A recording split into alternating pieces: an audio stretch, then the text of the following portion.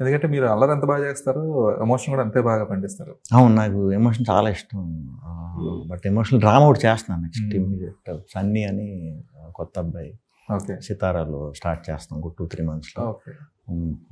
అది beautiful story. చాలా రోజుల తర్వాత నాకు మళ్ళీ మంచిగా నవ్వించవచ్చు, ఏడిపించవచ్చు అని ఓకే. బాగా కనెక్ట్ అవుతారు. అది కనెక్ట్ అయ్యి తీరాలి. అది అలాంటి సబ్జెక్ట్ అది. ఎందుకంటే నేను పిచ్చి పిచ్చిగా కనెక్ట్ అయిపోయాను. అంటే నాకింద చూడట్లేదు నేను, అది ప్రజెంట్ సిచ్యువేషన్ Okay. అది ఉందన్నమాట బయట ఒక సొసైటీ. సినిమాగా.